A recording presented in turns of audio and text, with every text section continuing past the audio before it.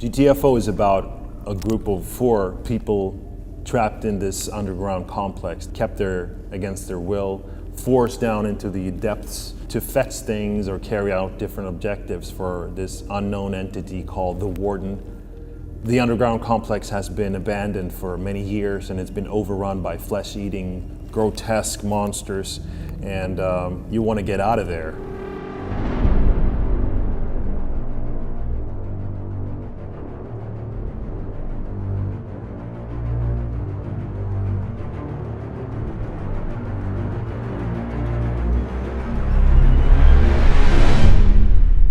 It actually requires you to be in the right mood together, because if they're not, you end up in a Leroy Jenkins situation when somebody's just running into the wrong area and doing the wrong thing.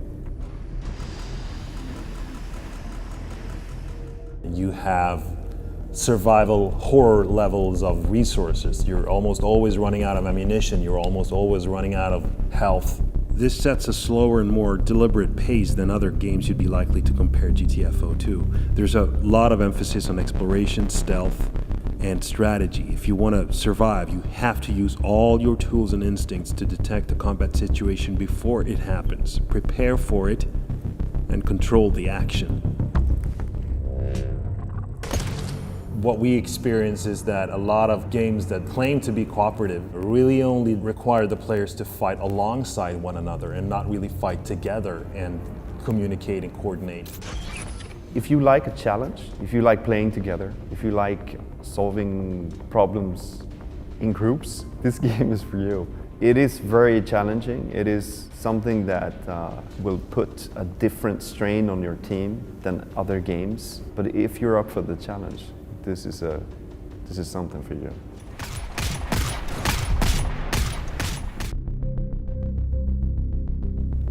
There's a lot of mysteries in the game. Who are the Warden? What's their agenda? How did you end up in the complex? What was the complex originally built for? Where do the monsters come from? And can you escape? So in Gtfo, you play as one of 4 scavengers trapped inside this underground complex. You're held there against your will by some entity called the Warden.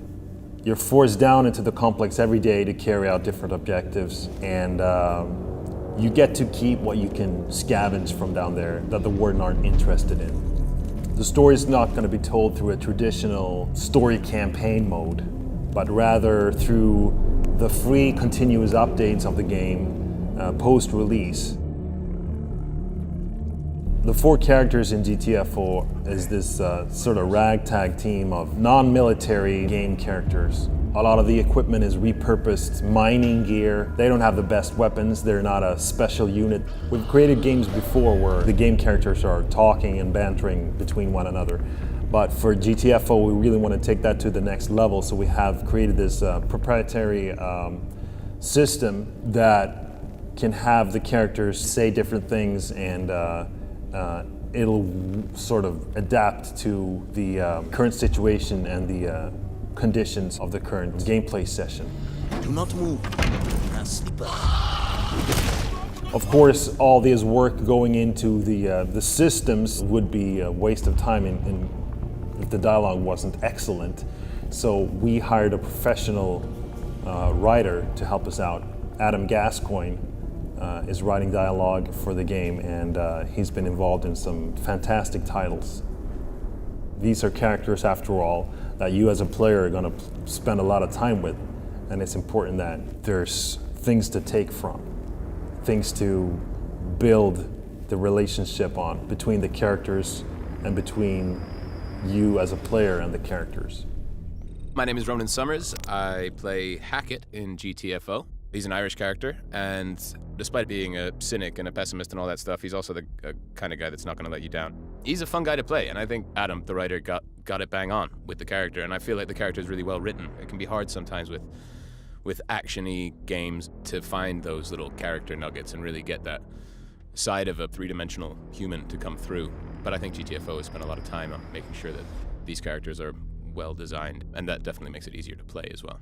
Many games these days that I work on tend to have some level of choice or variation in the dialogue, but Very few have quite the level of distinction in the way that the same piece of information can be delivered to a player over and over and over again in so many different ways with so many different permutations, whether they're shouted or whispered or something in between, and depending on context and situation. It's pretty phenomenal. I think all that work is really going to pay off when the game comes out and the players get their hands on it.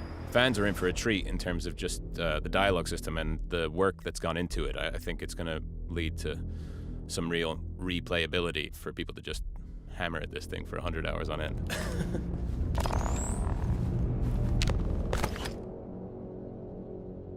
Setting up to do the complex and the whole sort of environmental design, we wanted to create something that had a lot of sort of color to it, not make your average, brown or next-gen gray type art direction. We wanted something that was sort of potent in colors and we're of course heavily inspired by, Ridley Scott stuff like the first Alien movie and stuff like that.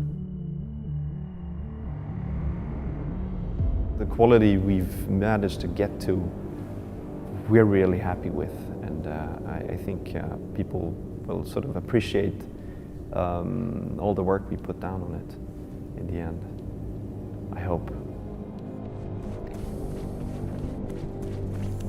The sort of style of the environments are purposely picked to sort of start off in something that registers as something natural, normal, something you can understand, something you understand when you look at it, you understand what it is.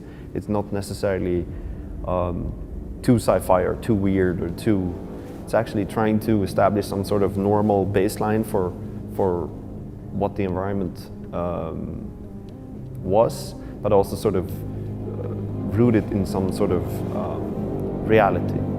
And then as players progress through the game, this will of course change and become, I guess, weirder and weirder.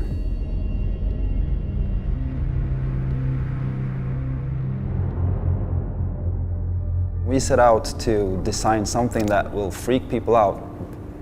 How do we do that? What are they? They're not zombies. They're not aliens. There's something that's disgusting. When we concepted the creatures, we explored so many different designs on paper. We did the most ridiculous stuff, but we had to get it out of our systems. Like, how do we get the readability out to the players, but also keeping it scary in the horror genre. So we had a lot of crazy ideas that we actually tested out, but didn't really work out. Maybe it got a bit ridiculous. That just didn't work for the setting.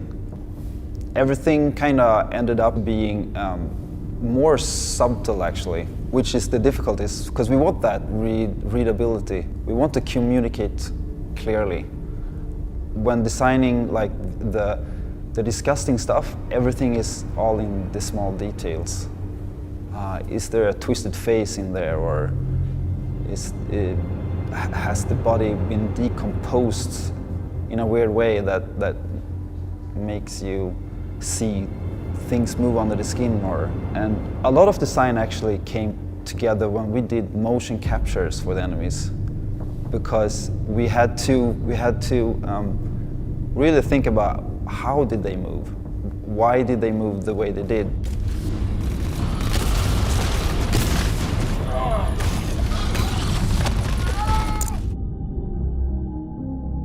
There's really no other genre of games or movies where sound is as important as in horror. And for 18 years, as long as I've been working in the game development business, I've been wanting to do a horror game. And finally, the day has come. What we decided to do was start measuring all these little events and actions performed by the players and the monsters, like whether a monster is actually targeting you at the moment, or if you close a door and suddenly that monster doesn't have a line of sight to you, or you're running out of ammo, you're picking up more ammo, your teammate is downed. All these little things that affect your level of stress from second to second will influence the music and change its intensity or mood in subtle ways. And It makes for the most complex and dynamic music system that I've ever been involved with. From a style standpoint, the Gtfo soundtrack is very different from the often empowering and in-your-face music I've done previously. The music in Gtfo is much more subtle and conveys a feeling of dread and vulnerability.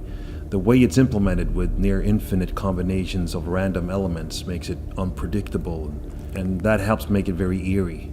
Weaving the music this tightly into the gaming experience has been a great technical challenge, and I can't wait to see players be absorbed into Gtfo with the help of this soundtrack.